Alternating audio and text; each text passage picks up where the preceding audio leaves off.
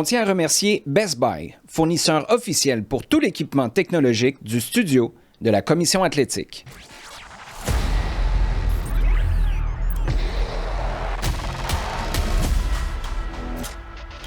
Au fond des filets.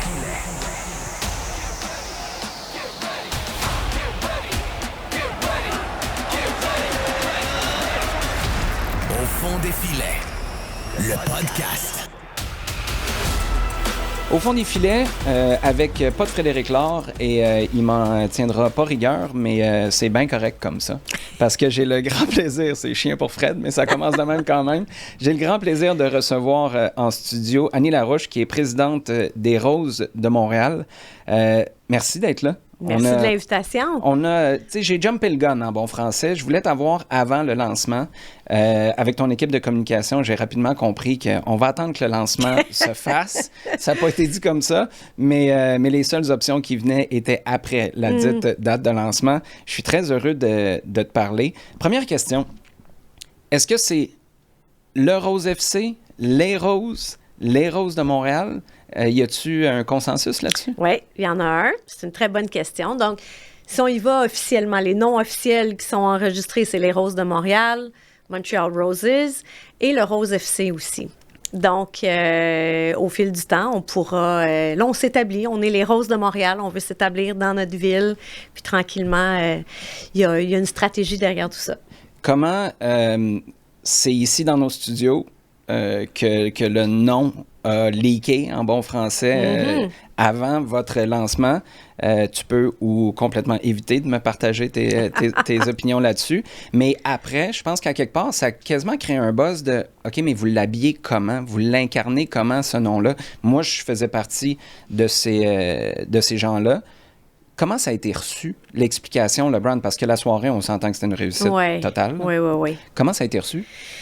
Ça a été, le brand en tant que tel, ça a été, mon Dieu, au-delà de nos espérances. Nous, ça fait tellement longtemps qu'on travaille sur ce brand-là, puis ça a commencé... Combien de temps?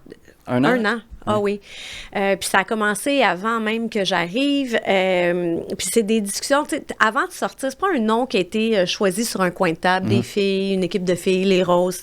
En fait, c'était notre crainte. Là. On voulait pas que ce soit trop... on voulait pas que ce soit trop girly. Donc, les choses ont été bien faites. Il y avait 2 agences. Il y avait Garden, il y avait Cossette. Puis, on a mis aussi en place, je dis on, là, mais ça m'exclut parce que je faisais partie de ce comité-là, mais un comité consultatif de différentes personnes, différents intérêts, la culture, les arts, le sport, différents genres. Donc, il y a plein de questions qui se sont posées dans ce comité consultatif-là pour nous donner une direction. Qu'est-ce qu'on veut voir? Qu'est-ce qu'on doit éviter?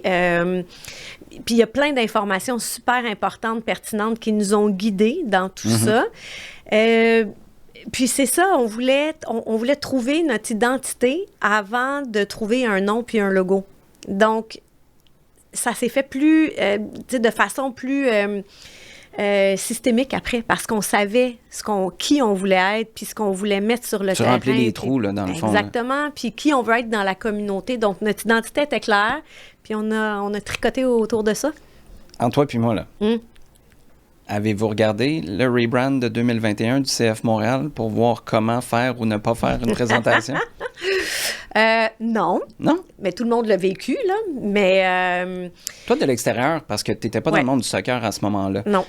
Moi, j'étais très, très, très près de l'arbre. La forêt, oublie ça. Je la vois toujours pas quelques années plus tard. Surtout que moi, j'étais un de ceux qui était pour ce rebrand-là. Pas la manière de le présenter, mais j'étais pour le rebrand. Toi, de l'extérieur, les échos que tu avais ou la réaction que tu as eue, sachant que tu as grandi à Montréal, tu as vu l'Impact naître et éventuellement changer de nom, avec un floco comme logo aussi. Ça, je pense que c'est un irritant majeur pour plusieurs. Tu l'avais vécu comment? Ben, je me souviens de... J'étais avec les Alouettes à l'époque. Je me souviens que ça faisait vraiment pas l'unanimité. Non, je me disais, ça, je te confirme. Ouch! Même dans Ruelle, chez nous, c'était pendant la pandémie, là, on me jasait de ça. Je te confirme qu'avant et après, on ne m'a jamais reparlé du CF Montréal dans Ruelle. Ça en passe des affaires dans ta ruelle? Oui, beaucoup. Mais Non, tu sais, là, tu mets ton chapeau ton chapeau administratif là, d'une équipe sportive, pas le chapeau du partisan. Tu sais, bon, du partisan, tu sais, c'est des émotions. C'est ça qu'on vend, hein, dans du sport, on vend des émotions. Puis là, tu viens de casser ça. Tu sais, s'il y a un sentiment d'appartenance, là, on a blessé les gens. Tu sais, c'est ce que je me disais. Les gens, là, ils n'aiment pas ça. Fait que, en mettant ton chapeau administratif, tu te dis, OK, tu sais, c'est quoi l'impact de tout ça? Fait que de là, l'importance... Mais tu sais, ça a été soulevé là, dans nos discussions. Oubliez pas les bons coups et les mauvais coups qui ont été faits à Montréal. Là. Fait qu'il faut que ce soit réfléchi, faut que ce soit significatif, il faut que ce soit sincère aussi. Ouais. Je pense qu'on est tombé pile poil. Quand vous organisez un événement comme le lancement, j'oublie la date, est-ce que c'était le 19? C'était le 8 octobre. Le 8 octobre, bon. J'étais là avec ma filleule. Et c'était super intéressant de voir sa réaction. C'est une joueuse de soccer. Elle a 14 ans. Elle était émerveillée de voir d'abord qui était là parce que vous avez frappé un coup de circuit avec le gratin qui s'est présenté là, de tous les horizons. Vous passez combien de temps à conceptualiser, organiser cet événement-là? Puis à quel point vous êtes laissé... chacune. Toi, tu étais là avec Marinette, si je ne me trompe pas. En même temps, les propriétaires étaient là, Isabelle et Jean-François. Est-ce qu'on vous enligne un peu sur le ton que vous voulez donner, sachant que c'est là où vous faites votre coming out devant tout le monde? Ouais. Ou au contraire, vous dites, sois toi-même parce que c'est ça notre ADN? Bien, il y a un peu des deux, en fait. Tu sais, c'est ça. Puis je vais revenir à une symbolique là, qui va expliquer beaucoup de choses au courant de la discussion, mais et je souligne le travail là, de Sébastien Boulanger de Garden dans tout ça, qui nous est arrivé à un moment donné avec une fleur qu'il avait dessinée à la main. Puis il dit, c'est ça qu'on veut représenter, c'est les racines, c'est notre grassroots, c'est notre communauté, c'est qui on est, c'est là où on veut s'intégrer. La tige, le pathway, le chemin pour grandir dans ton sport. Tu sais, quel chemin tu dois prendre pour arriver à la fleur qui bloom, il y a une éclosion, puis ça, c'est la joueuse qui est sur le terrain. Puis là, on a dit, OK, mais là, c'est ça, là. C'est fait. C'est fait. Fait que la fleur venait de prendre tout son sens, là, avec cette explication-là. Donc, tout ça, la sincérité, l'identité, toute la signification derrière ça. Fait qu'il y avait un message à passer ce soir-là. Mais évidemment, on s'est assis, puis c'était la logique. C'est la logique qu'Isabelle Jean-François parle de tous les investisseurs. Il y en a quelques-uns aussi. Il y en a quelques-uns, ça aussi. Ça aussi, là, on pourra en reparler, mais que ces gens-là embarquent dans le mouvement aussi, parce que c'est un mouvement, tout ça. Et puis que chacun, on vienne parler de ce qui nous touche, tu sais, de ce qui de ce qui nous impacte directement. Donc, au lendemain d'un événement comme celui-là, c'est à quelque part un hybride d'aboutissement puis de coup de gun de départ pour le sprint ou le marathon, je ne sais pas comment tu le vis, vers l'année d'après. Est-ce qu'on est le lendemain matin, là, on est ultra motivé de repartir une journée ou on a un genre de lendemain de veille de « Ouf, OK, là, on a besoin de reprendre notre souffle un petit peu. C'est une première étape, mais ça nous a tiré du jus. » Oui. Non, on surfe. Ouais. Là, on se réveille le lendemain, on fait comme hey, « C'était vraiment le fun, mais let's go back to work. Okay. » On retourne au travail. Là, on se retrousse les manches, on se retrousse les manches, puis on voit que ça a fonctionné, on voit que l'intérêt était là, il faut surfer. Parce que c'était unanime. Là. C'était unanime. La réaction a été ultra positive. Oui. J'ai eu l'impression qu'avec toutes les conversations que j'ai eues, tout le monde fouillait dans le fond de la tête là, en disant « Je peux-tu trouver quelque chose? » Non, j'ai rien à dire. C'était top. Tout, là. Puis je pense à commencer par l'énergie. Puis je trouve ça super intéressant parce que, dans le fond, tu es là pour lancer le projet. Puis comme présidente aussi. Le cheerleading aux Alouettes, tu étais au rez-de-chaussée aussi, là, ground floor. L'Alliance aussi. C'est quoi qui te fait triper à être là au début? C'est une bonne question. C'est un privilège de pouvoir être là dès les premiers jours. Là. Puis, tu sais, même aux Alouettes, on parle des cheerleaders, mais j'étais là en 96 avec les cheerleaders, mais on lançait l'équipe aussi. Là.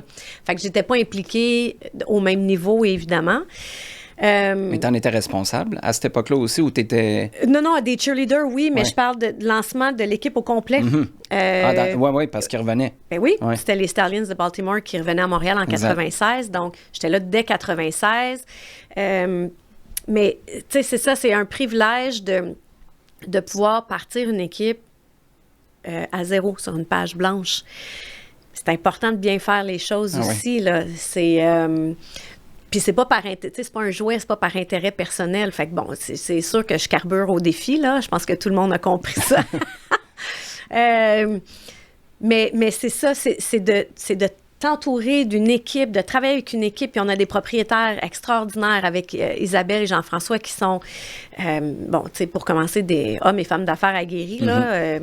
Il n'y a aucun doute là-dessus, mais qui sont créatifs, qui sont vraiment investis dans tout ça. Donc, on a vraiment une belle équipe. Puis c'était la même chose, tu sais, aussi avec l'Alliance, c'est de dire, qu'est-ce que... C'est un projet commun, bien que ce soit une équipe et que tu aies des propriétaires, tu veux faire ça pour la communauté, il faut que ça interpelle les gens si tu veux qu'ils viennent te voir puis qu'ils adhèrent à tout ça. Donc, c'est important de connecter puis de poser les bonnes questions puis de s'assurer qu'on répond à des attentes. Tu parlais du dessin tout à l'heure. L'avez-vous gardé, ce dessin-là, original? Oui. C'est parfait. Parce que là, j'avais plein d'idées de collection, de déclinaison, tout ça. Moi aussi. Tu parles de ton arrivée aux Alouettes en 96. Tu étais dans un domaine légèrement différent auparavant. Oui. Tu travaillais c'était au Palais de Justice? J'étais greffière audiencière en chambre criminelle et pénale au Palais de Justice de Montréal. Bon. Je te promets de ramener ça. Je te promets de ramener ça sur le sportif ou la business dans 2 secondes. Es-tu fan de documentaires de crimes et de... oui. Ouais? Ah oui, j'aime ça. Tu sais, j'ai encore cette passion-là. Là. Tu sais, ça, c'est une autre chose. Unsolved Mysteries, mettons. Là. Ah oui. Ah oui, oui, oui. Tu sais, je suis encore passionnée par tout ça, puis tu sais, même tout ce qui se passe dans notre milieu tu sais, juridique à Montréal, là, je vois des procureurs, des avocats qui sont maintenant juges, tu sais, je vois toute cette évolution-là, je vois... tu sais, dans certains dossiers, qui sont allés chercher comme avocats pour les représenter, c'est sûr que je regarde tout ça encore, là. J'adore ça. T'as le temps? Non. OK, c'est ça. Ça, c'est pris sur le sommeil. Oui, c'est ça. Non, mais il faut prendre le temps. Il faut prendre le temps, mais oui, c'est quelque chose qui me passionne encore. À l'époque, si je comprends bien, tu as envoyé un CV dactylographié aux Alouettes. Comment on arrive à se mettre à jour sans cesse? Parce que à mesure que tu as monté les échelons, on s'entend que la réalité a complètement changé. Vous utilisez beaucoup les médias sociaux chez les Roses. Tout ça est arrivé dans une transition probablement sur la fin de ta période aux Alouettes. Tu as passé 25 ans là quand même. Quelques années, 3 ans avec l'Alliance? Oui, un petit peu, presque 4. Ouais. Les choses changent de plus en plus vite. Tu as des nouvelles plateformes, des nouvelles manières de monter du contenu, de le présenter. La merch, je pense qu'on est ailleurs aussi. Est-ce que ça se fait naturellement? Rester à jour? Parce que passer de la dactylo à TikTok, on s'entend qu'il y a un gap. Un petit gap. Je l'avais jamais vu de même, mais j'aime bien l'image. Oui, la journée où tu penses que ce que tu fais, c'est la bonne chose, puis que tu te trompes. Il faut toujours rester à la fine pointe de l'actualité. Puis j'ai suivi des cours toute ma vie, toujours pour me mettre à jour. Encore? Là, j'ai un petit peu moins de temps, là, je te dirais, les 3, en fait, les 3 dernières années, parce que pendant la pandémie, j'en ai fait aussi. Donc, tu sais, que ce soit tout le volet environnemental, tu sais, gestion responsable. J'avais fait un cours à l'époque en gestion des médias pour faire l'achat de médias, tu sais, des pubs à la télé, mais on est ailleurs aussi. Il n'y avait pas vraiment de médias sociaux. Les principes s'appliquent encore, mais la manière de le faire, moins. Puis ensuite, c'est toujours de se remettre en question. Puis ça, c'est quelque chose qu'on fait systématiquement avec les roses, c'est de se dire, on fait les choses différemment. Fait que chaque étape où on se dit, OK, là, on est à l'étape de partir notre campagne de billets de saison. Bon, il y a comme un processus, une logistique un peu normale, mais nous, de quelle façon on va le faire? C'est toujours de se réinventer, de faire les choses différemment. Puis encore une fois, c'est de s'entourer des bonnes personnes. Tu as des personnes qui sont hyper créatives aussi. Puis c'est de travailler en équipe. Quand tu travailles de façon collaborative, c'est de regarder qu'est-ce que les autres font. Partout, dans toutes les équipes, à Montréal, mais à l'extérieur aussi, NWSL, en Europe, peu importe le sport. Ce que j'entends beaucoup comme écho, c'est qu'il y a, je suis pas en train de dire que c'est le mot d'ordre, mais peut-être un des mots d'ordre, je pense que c'est ce que tu viens de dire, c'est briser les codes. Oui. Sur le plancher des vaches, ça mange quoi, briser les codes? Ouais. As-tu un exemple d'un réflexe qu'on aurait pour faire quelque chose, puis finalement, vous décidez que non, on va le faire à notre manière, comme les Roses de Montréal? Oui.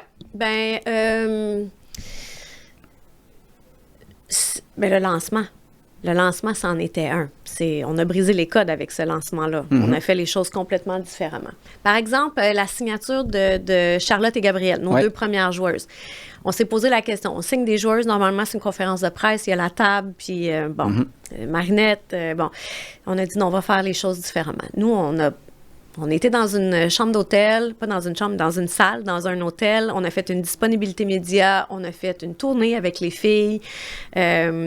En ayant une Française et une Québécoise, la Québécoise qui vient montrer la ville à Charlotte. Puis des images de ça sur des terrains à Montréal qui ont été publiées par la suite là, sur vos médias sociaux. Exact. Donc, on s'est dit, OK, on s'enlève de la conférence de presse normale. On fait les choses différemment. Les médias étaient là. C'était une disponibilité média. Les médias sont venus nous voir, mais on a fait les choses complètement différemment. Ça, c'est un exemple. Puis il y en a plein d'autres. Il y a plein de choses qui s'en viennent aussi où on se dit, bon, ben normalement, on fait ça comme ça. Nous, on va le faire comment? C'est ça. On veut surprendre les gens. On veut pas que ce soit monotone. Voilà. Tantôt, je parlais de ton CV qui a été envoyé aux Alouettes à l'époque. Est-ce que c'est Mitch Garber qui a reçu ton... Oui. Puis à ce moment-là, toi, tu sais qui Mitch Garber est? Mitch Garber, à ce moment-là, est un nouvel avocat. Ah, c'est ça. On parle de 1996, là. Puis as-tu gardé contact ou ça, c'était comme un point de contact puis vous vous êtes jamais revus? Ou... Non, on s'est recroisés. D'ailleurs, pour la petite histoire, je l'ai vu. J'étais encore aux Alouettes. Ça faisait 21 ans que j'étais là-bas. Puis on s'est croisés dans un événement. Puis j'ai dit, je sais pas si vous vous souvenez de moi, mais vous m'avez engagée en 1996. Puis là, il a dit, ah oui, je me souviens de toi. Ben, il dit, apparemment, oui.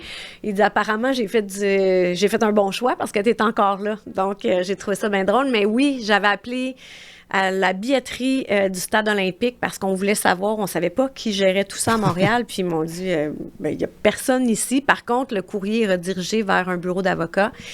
Et puis, il faut que tu envoies ça à un certain Mitch Garber. Wow. Ouais. C'est avec le recul, parce que tu en as un peu à ce stade-ci avec ta carrière. Tu croises, entre guillemets, un Mitch Garber au début de ta transition vers le monde du sport. Je pense que tu connais assez bien la famille d'Ève Gascon aussi. Ben oui. Tu en as croisé des gens où tu as vu au départ, ou tu as peut-être vu au départ, il y a quelque chose de spécial. Puis là, tu regardes 10, 15, 20 ans plus tard, puis tu te dis, ouais, ça se sentait venir. As-tu des exemples de gens comme ça? Puis est-ce qu'il y a un trait commun entre ces gens-là que tu as connus peut-être en début de carrière, puis tu t'es dit, j'ai l'impression que dans 20-25 ans, on va se revoir, on mais va se recroiser. Dans d'autres sphères peut-être un peu plus élevées? C'est une bonne question. Oui, tu sais, là, j'ai pas d'exemple concret, puis Ève, tu sais, je suis une amie de sa maman. Fait que, tu sais, c'est fou de voir ça. Tu sais, j'ai la fille d'une autre amie qui était au secondaire avec moi. Sa fille joue pour la PWHL. Ah ouais. Donc, c'est le fun de voir ça. Fait que, tu sais, c'est sûr que tu vois les gens, on sent une petite étincelle chez certaines personnes. Puis ce qui est drôle aussi, là, je reviens aux Alouettes, mais on avait un programme, on a roulé un programme scolaire pendant 23 ans. Là, j'ai roulé, en tout cas, pendant que j'étais là. Puis Puis on a signé, au fil du temps, on a signé des joueurs, puis qui disaient, ben moi, je me souviens que vous êtes venu dans mon école. Wow. Tu sais, Anthony Calvillo est venu faire une conférence à mon école. Puis aujourd'hui, je me retrouve, puis tu sais, je me retrouve ici, j'ai signé avec les Alouettes. Fait que tout ça, c'est tellement... c'est beau, puis c'est gratifiant, puis ça vient donner un peu une signification à tout ce qu'on fait. Mais je pense qu'on n'a pas fini de voir... il y en a plein de gens qui ont des étoiles dans les yeux puis qui sont dans l'ombre en ce moment, mais que... Puis ça fait partie de votre objectif aussi. Là, le CF Montréal le fait côté masculin, les Roses, vous le faites côté féminin. Tu parlais de tout avoir à bâtir tout à l'heure. Tu as une culture d'entreprise aussi à bâtir. Je suis tombé sur une histoire que tu partageais. Il y a un coach aux Alouettes, si je ne me trompe pas, qui ne voulait pas que tu accèdes au vestiaire. Il avait décidé d'empêcher les femmes d'y être pour une raison quelconque.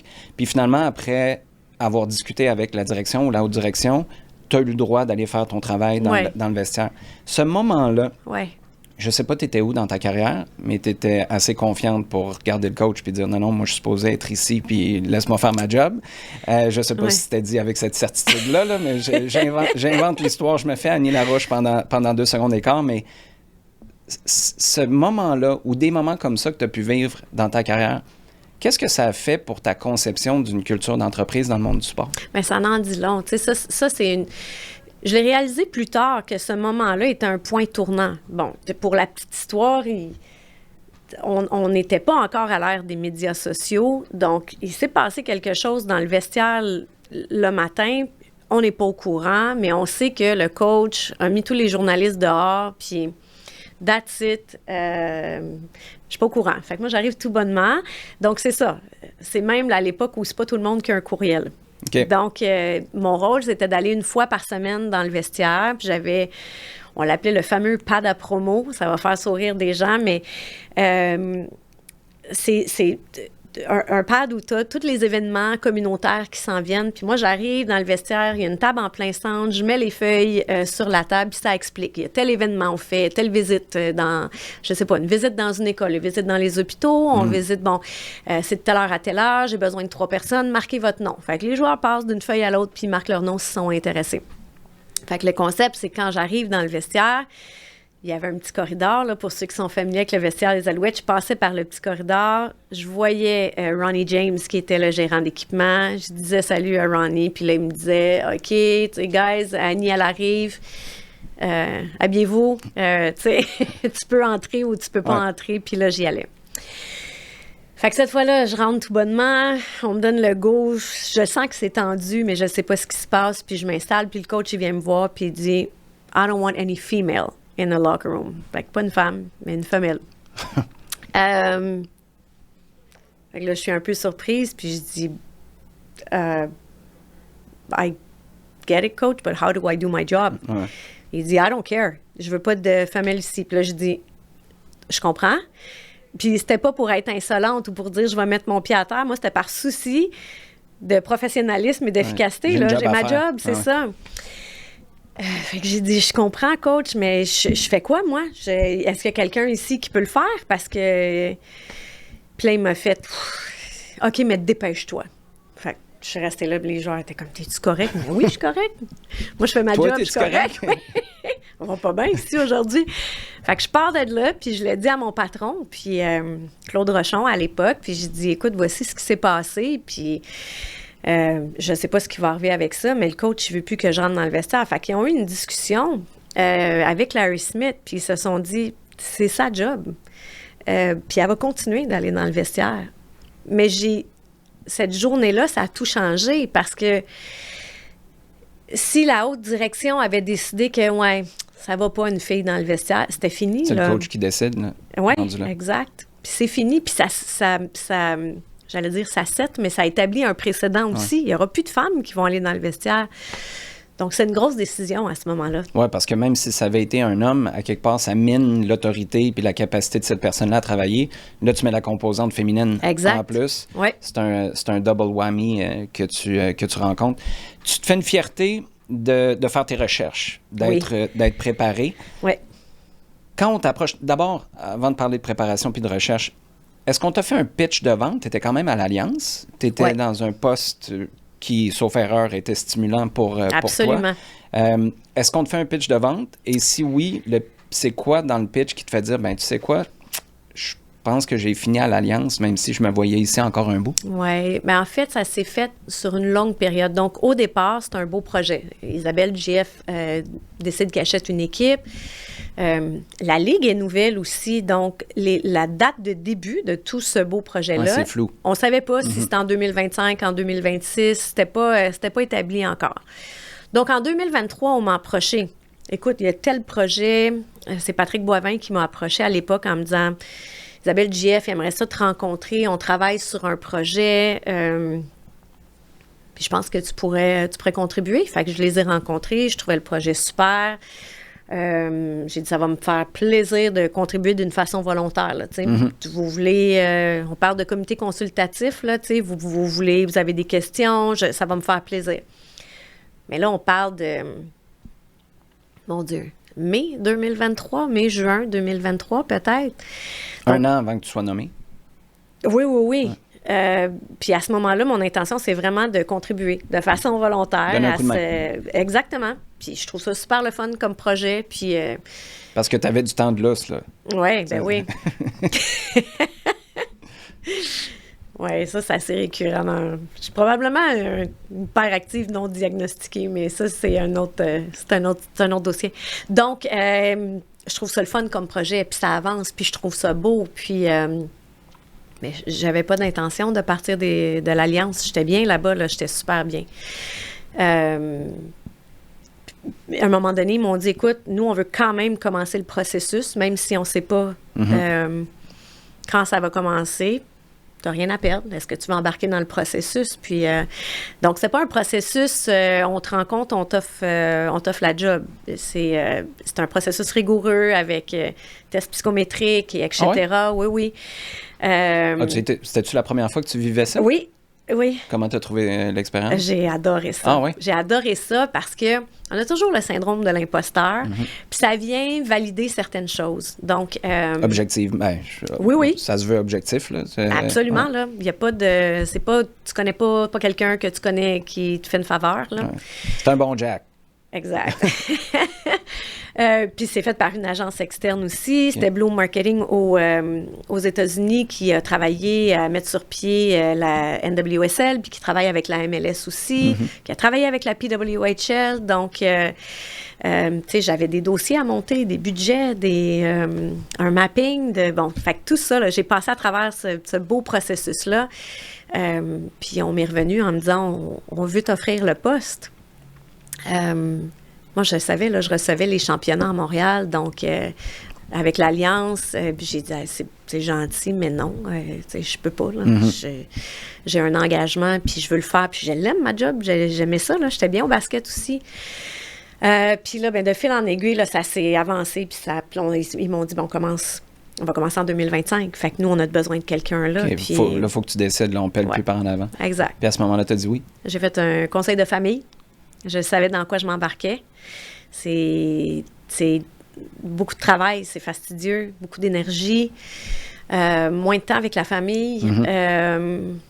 Puis j'avais besoin de l'approbation de mon conjoint puis de mes enfants pour aller de l'avant parce que c'est un gros commitment, là. C'est un gros engagement de faire ça. Puis ma fille m'a dit, « Maman, ta décision, là, you do you. » Elle a quel âge? Elle a 17 ans. OK. Tu sais, maman, c'est toi qui t'embarques là-dedans. Là. C'est toi qui sais, c'est ta décision. Mon conjoint, mon beau français, comme je l'appelle, lui, il dit, mon amour, tu sais, autant que c'est un fan de basket, c'est une opportunité incroyable. Puis il dit, le soccer féminin en France est tellement populaire, tu sais. Vous êtes dû là, pour ça, là. Puis mon fils m'a dit la même chose. Mon fils qui a 19 ans, qui était au cégep à l'époque, m'a dit, maman, toutes les filles au cégep là, jouent au soccer. Là. On est rendu là, puis... Est-ce que ça t'a surpris un peu, ce son de cloche-là? Parce que je présume, puis peut-être que je suis complètement dans le champ, qu'il y avait plus de discussions, que ce soit football à l'époque, basketball pendant que tu étais à l'Alliance, peut-être du hockey à travers tout ça. Ouais. Je ne sais pas à quel point le soccer était présent ou non dans vos discussions, mais d'avoir ce feedback-là non, là, l'heure est arrivée, puis on est en train de te demander de piloter ce bateau-là. Est-ce que ça t'a un peu pris de court? Non. Non, mais c'est venu confirmer. Ça validait. Ça validait, encore une fois, c'est venu confirmer. Je me disais, attends, on est rendu là, puis... pour la petite histoire, quand j'ai commencé avec l'Alliance, il y a une jeune joueuse de basket qui est venue me voir, puis elle m'a dit ouais, ça, c'est encore une ligue masculine, hein, les filles vont pas jouer. Puis là, j'ai dit non, malheureusement. Puis elle a dit mais ça serait le fun que vous partiez ça. Puis avec toute la bonne volonté, je me disais je vois pas le jour où on va partir une ligue féminine. De basket. Peu importe. OK. Puis 3 ans plus tard. Il y en a 2. C'est fou. Donc, c'est ça. Puis même quand on a commencé les discussions de soccer, il n'y avait pas la PWHL encore. Donc, la Victoire. Ouais. On va les nommer par leur nom, mais... Donc, c'est ça. Donc, avec l'approbation, l'étampe, le stamp officiel de la famille, j'ai accepté le poste. À partir de là, pour revenir à la préparation, on s'en parlait avant de commencer l'enregistrement. Le monde du sport a des éléments qui sont communs à toutes les disciplines. Oui. Puis il y a des bébites particulières à travers tout ça. Je ne sais pas si tu l'as découvert encore, je présume que oui. Le soccer en est une, qui est magnifique, mais dans toute sa splendeur, ses défauts et ses grandes qualités aussi. Tu commences par où? Parce que quand tu as grandi, c'était ici, tu avais les expos, tu avais les le expos Canadien. Puis le Canadien. Bon, ben, moi, j'avais les Nordiques à Québec en plus, mais ça, c'est un autre dossier. On va pas tant qu'à retomber dans des blessures du passé, là, entre le flocon du CF Montréal puis mes Nordiques qui sont partis, les expos aussi. Mais tu commences par où? Tu embarques sur Internet, tu sondes des gens, tu fais un voyage d'immersion dans le monde du soccer. En fait, je suis une fille de sport. J'adore le sport. Quand on voyage, je veux aller voir. Là. Quel sport on peut aller voir? Qu'est-ce que je peux découvrir? J'ai découvert le rugby en France, à Toulouse. Je m'imprègne de ça, puis je suis curieuse. Je regarde le jeu, je lis avant, parce que si je suis pas familière avec les règlements, mais en même temps, j'ai un œil... sur l'expérience. Sur l'expérience client, les partenariats, c'est quoi quelles sont les activations, les propriétés. J'ai vraiment des yeux tout le tour de la tête. Donc, à la base, je suis une passionnée du sport. J'aime ça. Maintenant, de dire que je connais... J'étais 25 ans au football. Ça va, hein? J'ai bien développé. Je suis arrivée au basket, j'ai fait mes devoirs.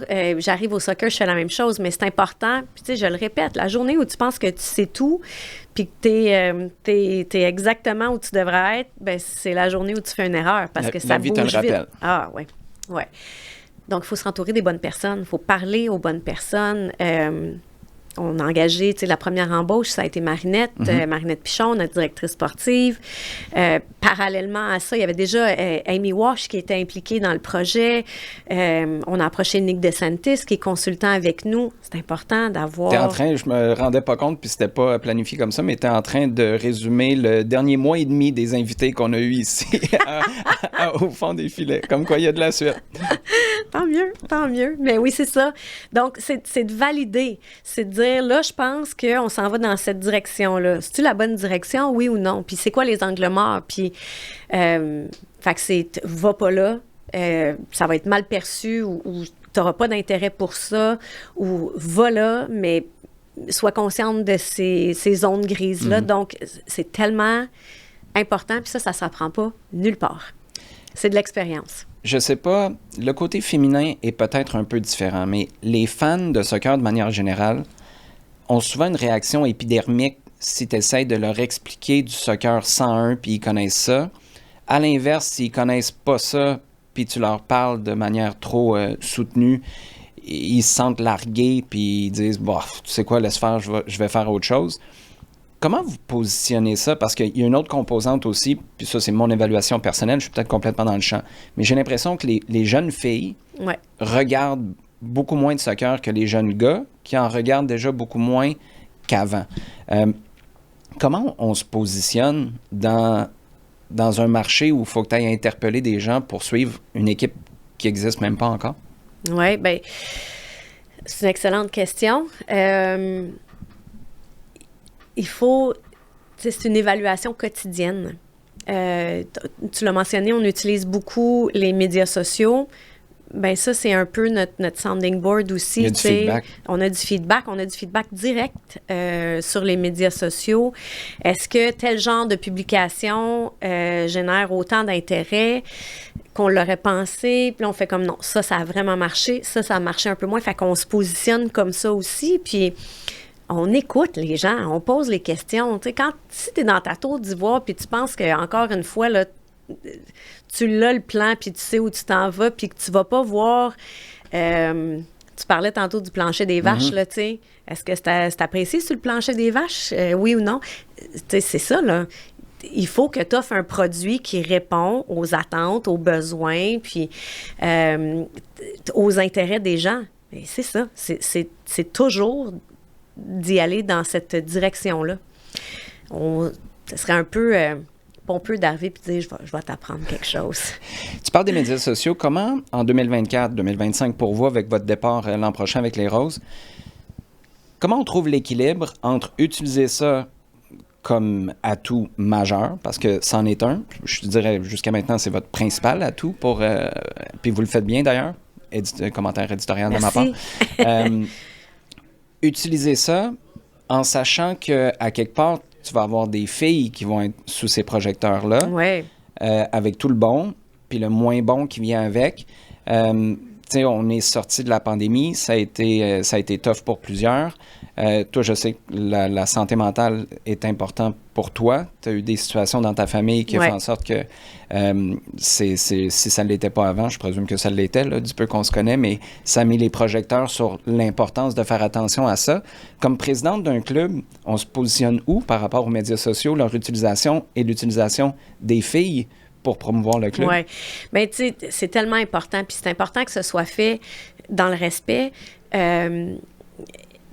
et dans l'intérêt de l'équipe, mais des filles aussi. Mm-hmm. Si la joueuse n'a pas d'intérêt pour ça, qu'elle veut pas nécessairement être... Elle veut se concentrer sur le jeu. Tu sais, faut suivre la personnalité aussi. Fait que il y en a qui ont envie de rayonner, il y en a qui ont envie de faire leurs petites affaires tranquilles, tu sais. Il faut respecter ça aussi. Fait qu'il y a vraiment une planification dans tout ça, une planification stratégique. Fait que, tu sais, au départ, là, on laisse notre équipe technique faire le travail, ce qu'on veut, parce que ça a bien beau, là, c'est beau les réseaux sociaux, puis c'est beau la merch, puis c'est beau tout ça, là. T'as une équipe à mettre sur le terrain. On a une équipe à mettre sur le terrain, puis si là, on le sait, je le répète, j'ai répété toute ma vie, Montréal n'a pas d'amour pour les perdants. Si on n'offre pas un spectacle de qualité et une expérience de qualité, les gens ils en ont rien à cirer du reste, là, t'sais. Fait que c'est la base même. Donc, on laisse notre équipe technique bâtir une équipe à court, moyen, long terme. On n'ira pas chercher les superstars tout de suite. On a des preuves à faire. Mm-hmm. On a tout ça à bâtir. Et quand on regarde notre alignement, quand on regarde qui fait partie de notre équipe, bien là, c'est à ce moment-là qu'on peut dire « Oh oui, tu sais, elle, tu vois que ça y tente. » Puis on commence à les rencontrer. Là, les filles, on en a annoncé 2, mais on en a beaucoup plus de signés. On les rencontre, ces filles-là, on leur parle, puis on veut bâtir quelque chose autour d'elles. On veut les faire rayonner. C'est le temps de les faire rayonner, les filles, enfin. Vous en avez signé plusieurs. Il y en a combien de signés, à peu près? 2 à 4 ou 5 à 10 ou 10 à 15? Ça veut dire que c'est 10. On est autour de ça. OK. Oui. Fait que vous avez une entente avec elle. Oui. De rien dire. Puis vous avez une relation assez solide déjà pour que tout le monde se ferme le clapet. Je vais toucher du bois, mais so far, so good. Je pense que tout le monde comprend qu'on veut faire les annonces en bonne et due forme, dans l'intérêt de tous. Non, ça sert tout le monde. Là. Exactement. Mais je suis quand même surpris. Mais ça ne tardera pas, il y a des annonces qui arrivent. Là. Penses-tu que tu pourrais faire ça avec les gars? 10 gars qui se ferment la trappe puis qui vont pas fanfaronner qu'ils ont signé pro? C'est une bonne question. Tu as hésité trop longtemps. La réponse est non. La réponse est non. C'est intéressant parce qu'on a souvent ici, Au fond des filets, des discussions sur le CF Montréal, la MLS. Là, c'est sur les Roses.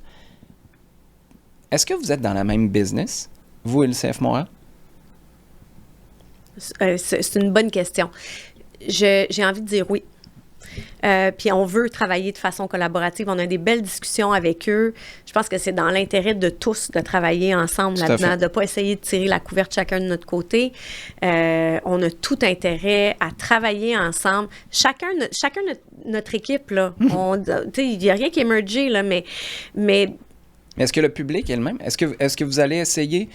Est-ce que ton détenteur de billets de saison moyen, c'est le même détenteur de billets de saison moyen du CF Montréal? Je pense pas. Fait que vous êtes comme dans la même industrie, mais pas ouais. dans des silos parallèles ou je sais pas trop. Oui. Non, je pense pas qu'on... Jusqu'à un certain point, oui. On a des fans de soccer. Mm-hmm. Est-ce que c'est nécessairement la même clientèle? Pas nécessairement. Je pense que votre lancement en était le premier méga témoignage. Oui, absolument. C'était pas la même crowd, là. Non, c'était pas la même crowd. Non, effectivement. Puis les gens étaient au rendez-vous. Mm-hmm. Je pense que les gens sont contents de voir ça, enfin. Puis, tu sais, moi, je pense, tu sais, il y a tellement de papas, tu sais, qui sont fiers. Puis là, je parle des mamans aussi, c'est sûr, là, mais, tu sais, les parents qui, enfin, tu sais, ta fille joue, puis là, je me mets dans la position de la joueuse aussi, mais tu sais, tu joues au soccer, c'est ta passion, puis tu te dis, ouais, mais là, si je veux m'en aller pro, il faut que je m'exile, tu sais, il faut que j'aille jouer ailleurs, il faut que j'aille jouer en Europe, il faut que j'aille jouer pour la NCAA, tu sais, c'est quoi les options ici? Là, nous, on est l'option. Fait que non seulement pour les filles, tu sais, qui sont rendues à ce point-là, mais pour les jeunes, là, on parlait de nos racines tantôt, là, c'est inspirant pour elles, puis de dire, ah, tu sais quoi, ben, parce que ça, en bout de ligne, il y en a pour qui c'est hors de question de déménager un jour pour partir. Fait que je vais jouer pour le plaisir, mais tu sais, je vais pas pousser plus que ça parce que moi, il n'y a pas de chance que je parte, tu sais, que j'aille ailleurs, puis tu sais, loin de ma famille, puis c'est quelque chose, là, on l'entend souvent auprès des joueurs. Tu sais, j'en ai manqué beaucoup d'événements familiaux, parce que j'étais pas là, parce que j'étais à l'extérieur. À ce jour, ma femme comprend pas mon détachement pour les anniversaires puis Noël. Parce que moi, c'était ma réalité. Exact, puis à la limite, c'était rendu tellement pas grave de rater un anniversaire, alors que dans sa famille, c'était ultra important. Ouais. Puis il y avait comme un clash à ce niveau-là pendant des années quand on s'est rencontrés, parce que moi, c'était un anniversaire, on s'en reverra dans 2 semaines. Là, moi, j'ai un tournoi. Oui. Mais ça, c'est un mindset, puis il faut que tu sois prêt à le vivre aussi. Exact. Puis c'est peut-être aussi un petit mécanisme de défense, parce que... Ça, c'est intéressant. C'est intéressant. Je réfléchirai à ça, puis je te reparlerai en début de saison prochaine. Parce que tu le sais que tu manques quelque chose. Oui. Fait que là, tu essaies d'y aller avec le rationnel, puis de dire, on laisse faire les émotions, mais là, tu le justifies. C'est un bon dossier, ça aussi. Mais c'est ça. Donc, on l'entend ça souvent chez les filles, les occasions manquées. Puis, fait que peut-être que ça va inspirer une fille à pousser un petit peu plus pour dire, ben, tu sais quoi? Ça peut se passer chez nous. Ça peut se passer chez nous, exactement. Est-ce qu'il y a un club ou une ligue qui est référence pour toi en ce moment? Puis te promènes-tu? Es-tu allé... Tu sais, parce que tu dis que quand tu vas en voyage, t'en profites pour faire d'une pierre deux coups, mais est-ce qu'il y a des voyages qui sont exclusivement pour ça? Il y a Robert puis Marinette qui se promènent beaucoup aux États-Unis, si je me trompe pas, pour du recrutement. Exact. Mais toi, d'un point de vue business, est-ce que tu fais la même chose ou en ce moment, ça se passe surtout à Montréal? En ce moment, c'est surtout à Montréal. C'était tu sais, on a l'impression que ça fait très longtemps, là, mais c'était le 8 octobre, le lancement. Une couple de semaines, j'allais dire de mois. Là. Exact. Donc... ça fait partie des plans, par contre. Je veux vraiment aller explorer, je veux aller voir. Là, en ce moment, je le fais de façon virtuelle. Il n'y a pas un club précisément, mais tu sais, c'est sûr qu'on regarde beaucoup ce que Angel City a fait. Chelsea. Je faisais une farce l'autre fois. Il y a quelqu'un qui me disait quel président ou présidente t'aimerais rencontrer. Je dis, bon, je pourrais toujours rencontrer Ryan Reynolds. Tu sais, je pourrais apprendre une chose ou deux. Mais c'est ça. Donc, je regarde ce qui se fait, tu sais, les best practices un peu partout, tu sais, les meilleurs coups, mais pas une équipe précisément. Tu parles d'Angel City. pour ceux qui ne le savent pas, c'est une équipe de NWSL aux États-Unis, qui est le penchant féminin du LAFC, qui a fait des choix vraiment, vraiment forts, surtout d'un point de vue administratif. Est-ce qu'il y a des hommes qui travaillent au club ou c'est que des femmes? Parce que c'est un des choix très, très forts qui a été fait. J'ai vu un épisode ou un documentaire passer, c'est presque exclusivement des femmes. Effectivement. Donc, je ne sais pas si depuis, ça a changé. Il y a un homme qui est propriétaire, toutefois, mais dans l'administration, en tant que telle, c'était que des femmes. Toi, tu vois ça comment? C'est une question de philosophie, c'est une question de choix. Je pense pas que c'est bien ou mauvais. Mm-hmm. Ta position par rapport à ça, c'est quoi? Moi, dans le monde du sport ou dans la vie en général? Oui. Ma position, c'est qu'il faut trouver le meilleur candidat. Par contre, il y en a des candidates qui sont excellentes, mais à qui on ne pense pas nécessairement. Donc, tu sais, jusqu'à temps qu'ils nous envoient un CV dactylographié. Ben exact. Puis qu'à la belle. Persévérance. Donc, c'est ça. C'est que je pense que tous ces choix-là, par le passé, puis je dis pas que c'est des... Je fais attention à ce que je dis parce que il y a tellement de... Mais le processus était plus systématique. On allait plus systématiquement vers des hommes et qualifiés. Mm-hmm. Est-ce qu'il y avait tous ces processus-là là, de tests psychométriques? Peut-être que oui, peut-être que non. Là, je pense qu'on est dans un modèle différent. Et puis, tu sais, même au Québec, il y a des femmes qui sont pas connues, mais qui travaillent dans le monde du sport au Québec, puis qui n'ont pas un titre qui vient avec, mais qui sont impressionnantes. Puis, fait qu'il y a tout ça, tu sais. Il faut juste élargir ses horizons. Puis dire, est-ce qu'il y en a une femme? Ben rencontrons-la. Puis après ça, on va y aller avec le meilleur candidat. Au moins se faire un devoir de ratisser plus large que... Exact. Je connais Steve, je l'ai rencontré en prenant un café la semaine passée. Il est excellent, on va y aller avec lui. Laisse faire le test psychométrique, d'un coup servir, puis ça soit pas le bon gars. Oui, c'est ça. Vous allez jouer où? C'est une bonne question. Merci. Oui. On est en discussion en ce moment avec plusieurs stades, amphithéâtres, puis on regarde toutes les options. Pour en choisir un ou faire un mix? Là, la Victoire a décidé de s'installer seulement à la Place Belle. Il devrait y avoir une coupe de pige au Centre Bell, je présume. Oui, j'imagine. Avant, c'était Verdun, ça faisait bien mon affaire d'ailleurs parce que j'habite là, et Laval. Oui. Est-ce que c'est pour butiner un peu, pour ratisser plus large ou c'est vraiment pour établir l'endroit idéal pour vous? En fait, c'est une question de disponibilité. Okay. Donc, en ce moment, dans nos négociations, il n'y a pas un endroit qui peut nous recevoir à chaque fois pour 12 matchs. Okay. Ça sera 12 matchs à domicile, plus un match de play-off. Mais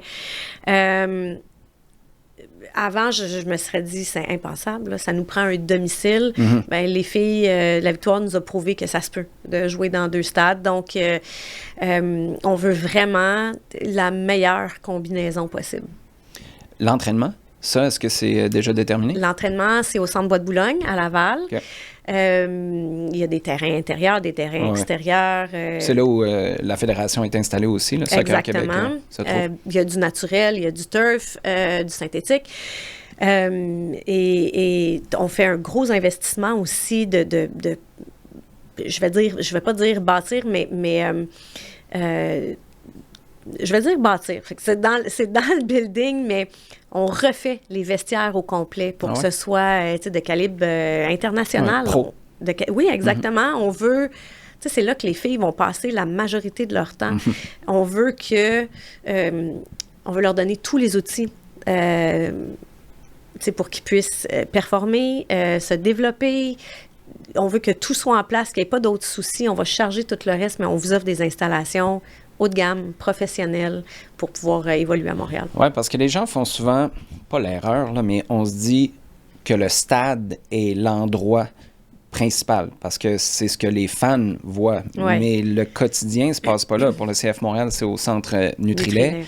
Puis c'est ça qui fait une grosse différence. Le stade est intéressant après, il faut que tu y vives quelque chose de spécial, mais c'est pas là où tu vis à tous les jours. Les prochaines étapes maintenant pour vous, c'est quoi? Est-ce que vous lancez vos... Je sais qu'il y a beaucoup de dépôts qui ont été pris. Moi, j'en ai fait un. Merci. Ça fait plaisir. C'était pas pour toi personnellement. Là, mais, j'apprécie. En tout respect quand même. Les prochaines étapes, c'est quoi? Là, on comprend qu'il y a des joueuses qui vont arriver quand même assez régulièrement dans le pipeline.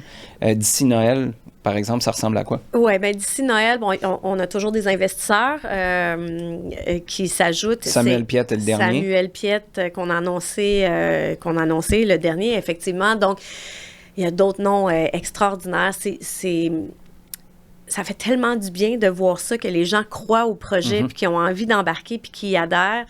C'est important.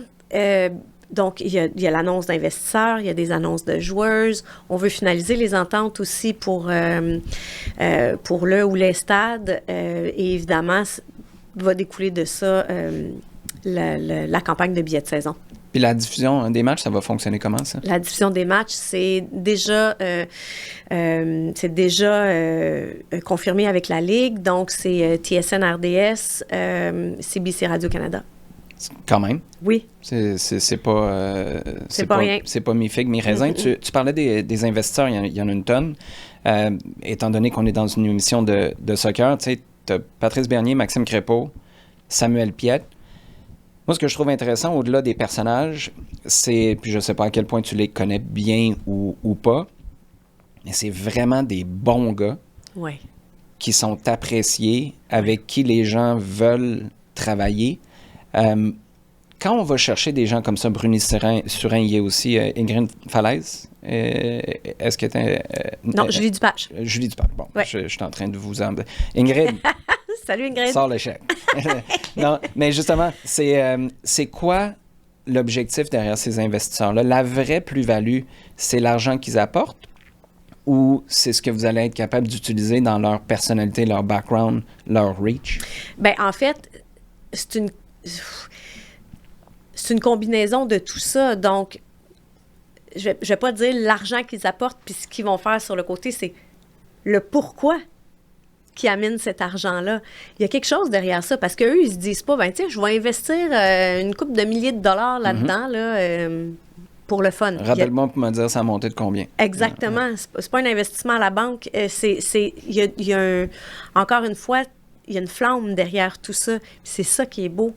Fait que c'est pas juste un chèque, c'est pas juste un montant d'argent. C'est la signification qu'il y a derrière tout ça, le soutien, la crédibilité que ça amène à tout le projet.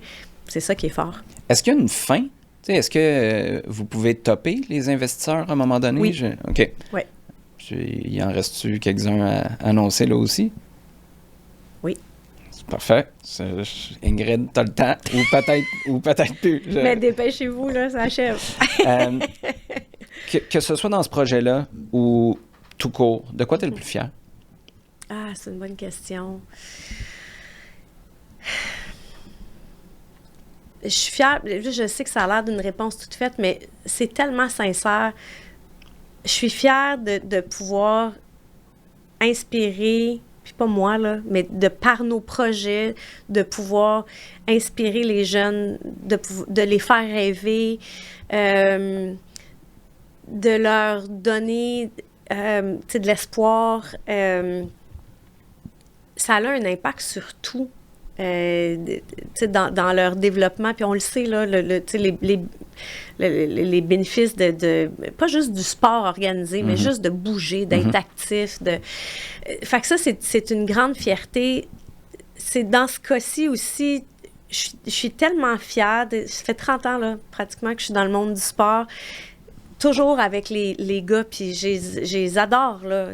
Mais de pouvoir avoir enfin la chance de faire rayonner ces filles-là, puis de prouver à tout le monde que le sport féminin, c'est pas moins bon. Fait que j'ai hâte, là. J'ai hâte qu'on arrive sur le terrain. Puis ce que je suis fière aussi, c'est mes collègues, toute l'équipe qui nous entoure, puis qui grandissent dans tout ça. Eux autres aussi, c'est un privilège de travailler pour une équipe sportive. Hein? Je le dis souvent, là, quand on a des journées difficiles, ben, on a le droit de dire qu'on est fatigué, mais il y en a quand même qui pèlent du charbon dans des mines à journée longue. Hein? Fait que c'est un privilège. Là. Salutations à Owen, avec qui j'ai travaillé à l'époque à l'Impact de Montréal. Les journées où il faisait 2 degrés, il pleuvait de côté, puis tout le monde avait le goût d'être en dedans. Il disait, on n'est pas dans le fond d'une mine. Il disait ça? Ouais, vraiment. Faut que je le rencontre. Owen, on va régler ça. Mais c'est ça. Donc, c'est un peu les traces que ça laisse un peu partout. Qui ou qu'est-ce qui a été ça pour toi à l'époque? Ah, c'est une bonne question. Mon Dieu, t'as donc bien des bonnes questions. Merci, c'est gentil. Ouf. Il y a 2 choses là-dedans. Oh, je sais pas. Ça se peut que ce soit décousu un peu, ma réponse. Soyez patient avec moi. Jacob, tu feras du montage. Il y a 2 choses. Il n'y a pas une personne que je me dis où je me suis dit toute ma vie, ça, c'est mon idole à la vie, à la mort. Mais il y a plein de personnes que j'admire pour plein de raisons différentes. Bon, c'est sûr que jeune, c'était Nadia Comaneci, j'étais une gymnaste. Mais tu sais, au fil du temps, des femmes connues ou pas connues, des femmes de mon entourage que je trouve absolument extraordinaires, qui m'ont inspirée. Il y a beaucoup de gens qui m'ont inspirée, mais c'est des gens comme qui je ne voulais pas être. Des gens tellement désagréables, où tu sais que je me disais, si un jour je suis gestionnaire, je vais pas faire ces erreurs-là. Donc, tout ça a été inspirant. On les salue quand même. On les salue quand même et on les nomme pas. Larry Smith, là, il a joué, il a eu une grande place dans ma vie, puis il le sait pas. Ou il l'a pas réalisé. Je l'ai revu l'année dernière quand il était intronisé, puis je lui expliquais, puis il dit, ben merci. Il avait de l'air étonné, mais tu sais, Larry Smith, oui, il est dynamique, il y a de l'entre-gens et tout ça, mais en tant que patron, il disait, tout le monde a droit à son moment de gloire. Puis je l'ai retenu, celle-là. Par exemple, avec l'équipe de cheerleaders, tu vas souvent voir dans des équipes les mêmes personnes à l'avant. Moi, je disais, ici, vous êtes toutes talentueuses. Vous avez passé les auditions, vous êtes toutes talentueuses. Fait que j'ai pas une superstar. Ça tourne. Ça tourne. Tout le monde a droit à son moment de gloire. Et ça, je l'applique partout, dans tous les aspects de ma vie. On s'en fait pas avec les choses qu'on contrôle pas. Ne jamais oublier d'où on vient. Fait que, on parlait du lancement tantôt où tu te réveilles le lendemain et tu te dis, mon Dieu, on est au top. C'est facile de redescendre, hein? Mais c'est très difficile de rester au top. Donc, ça prend du travail. Puis, c'est 3 citations de Larry qui me suivent quotidiennement. Tu t'en as glissé un mot tout à l'heure, puis je t'ai souvent entendu parler de l'hyperactivité non diagnostiquée, ou je sais pas comment tu l'as. En quoi ça t'a servi et en quoi ça t'a desservi, ça? Ça m'a jamais desservi. Non? Non, je pense pas. C'est assumé, ça, quand même? Parce que ça peut vite être une excuse pour trop brasser les choses. Non, je dis ça en blague, puis je m'en sers pas comme excuse. Je suis dynamique. Je suis comme ça. J'ai toujours fonctionné à 300 000 à l'heure. J'ai toujours eu 2-3 projets en même temps. Récemment, je me suis remis à m'entraîner parce que, bon, ça fait du bien, là. Du cordonnier mal chaussé, puis j'étais sur l'elliptique, puis je trouvais ça plate. Je me disais, là, c'est passé, là. Faut qu'il y ait d'autres choses, là. Mais non, c'est ça. J'ai toujours été... ma mère disait quand j'étais jeune que je grouillais beaucoup, là. Arrête pas de grouiller, celle-là. C'est ça. Donc, je me sers pas de ça. Par contre, je réalise que j'ai vraiment... j'ai de l'énergie. Oui, c'est ça. Pour mener à terme les projets qu'on te confie, tu peux pas le faire si t'es flatline non, d'énergie. Exact. Fait que ça m'a servi. J'ai cette énergie-là. J'ai l'énergie pour pousser jusqu'au bout. Est-ce que je suis étourdissante? Peut-être. Peut-être que je suis étourdissante des fois, mais je l'assume. C'est pleinement assumé. Ça disait quoi dans le test psychométrique? J'avais de l'énergie. Non, c'est correct. Ça veut dire que les boss trouvent ça positif. 2 dernières questions en terminant. Tu parlais du cheerleading tout à l'heure. As-tu regardé le documentaire sur les Cowboys? Ben oui. T'en as pensé quoi? Parce qu'il y en a plusieurs ont été intrigué. Déjà, quand on connaît pas, moi, personnellement, je connaissais pas toute la culture qu'il y a là derrière. Tu sais, c'est quoi le cheerleading, mais d'autres ont été un peu choqués parce que là, tu as la composante religieuse au Texas en plus. Là, il y a beaucoup d'aspects qui étaient peut-être ou peut-être pas dans votre réalité aux Alouettes. T'en as pensé quoi de ce documentaire-là? Bien, je trouvais ça très intéressant. J'ai eu le privilège, moi, d'aller à Dallas puis de les voir et tout ça. Puis j'ai fait des conventions de danse aussi avec certaines filles. Il y a ça nous ressemble dans le sens que il y a un certain processus. C'est le processus des auditions. Bon, nous, avec les Alouettes, c'était pas ce même processus-là. Il y a une rigueur, par contre, qui est commune. Tu peux pas faire un bon show si tu n'as pas cette rigueur-là. Puis ça, les gens ne le voient pas nécessairement. Ils font comment? Ils se brassent les pompons. Là, je pense que ça le démontre à quel point c'est exigeant. Puis quand tu vois, moi, je dis souvent, quand ça a l'air facile, c'est parce que c'est vraiment bien fait. Fait que de voir une chorégraphie qui est synchronisée, la synchronisation, c'est ce qui est le plus important.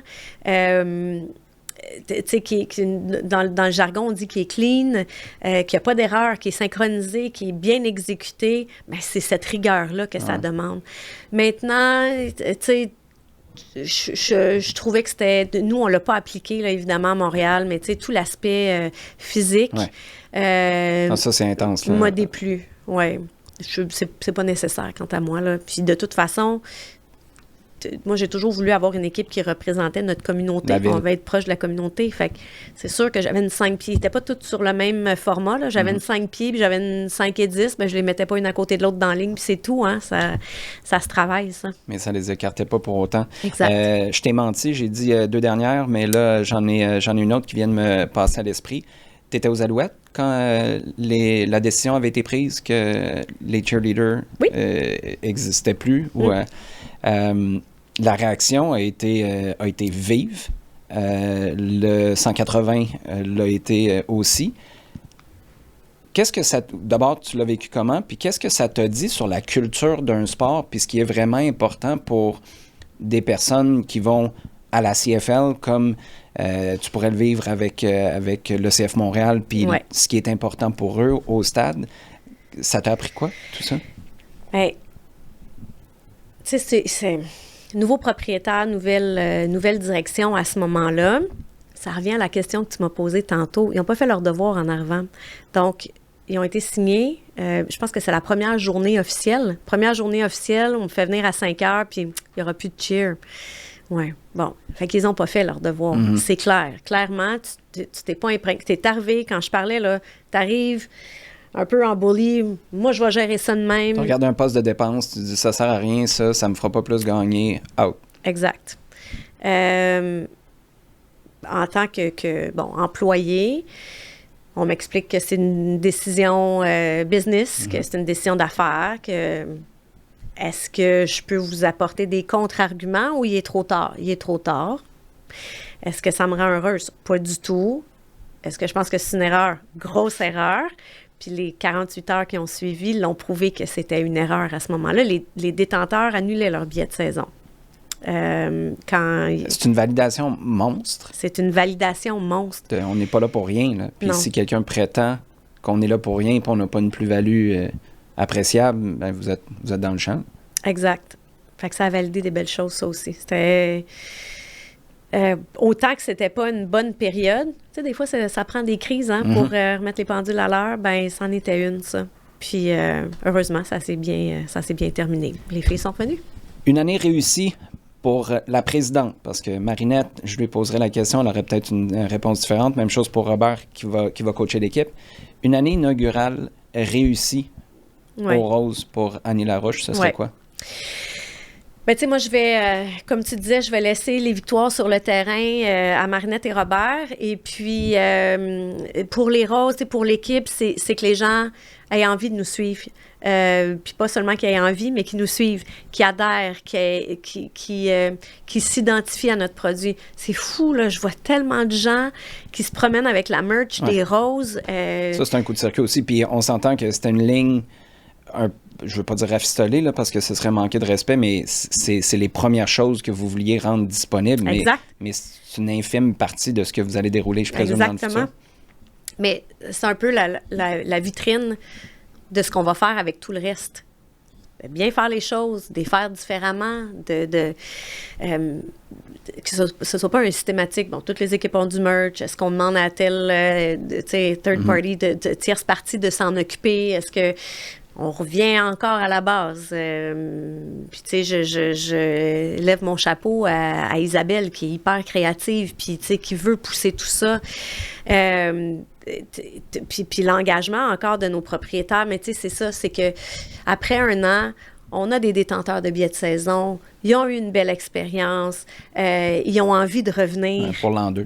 Exact. Ça, là, le succès qu'on va avoir à l'an 2 va dépendre de ce qu'on fait à l'an 1. Fait que c'est un peu notre validation aussi. Si vous acceptez encore quelques investisseurs, je présume que vous acceptez encore des dépôts pour des billets de saison. Oh oui! Les gens, Oui. petite plug shameless en fin de conversation, les gens peuvent aller où? Sur notre site web. Qui est quoi? Je ne l'ai pas appris par cœur. C'est Rose FC, les Rose FC. rosemtl.ca. Bon, voilà. Rose avec un S. Bien sûr, Voilà. les roses. D'ailleurs, je pense que c'est toi qui as parlé de Farine Five Rose sur la scène. Est-ce que c'était toi ou Isabelle? C'est probablement, c'est Isabelle qui en a parlé quand oui. Ça, c'était-tu une canne à pêche, une ligne envoyée à l'eau ou c'est il y a quelque chose qui était à la base, mettons, de votre réflexion par rapport à ça? C'est sûr qu'au départ, on s'est inspiré de symboles montréalais, que ce soit la rosace de la ville de Montréal, le Farine Five Rose, évidemment. Donc, au départ, c'était une inspiration, mais on ne s'arrête jamais là. À suivre. Bon, parfait. Puis Ingrid, tu peux rappeler. On verra. Désolé, je t'ai mis dans le trou. Merci beaucoup, Annie. C'était super agréable. Vraiment le fun.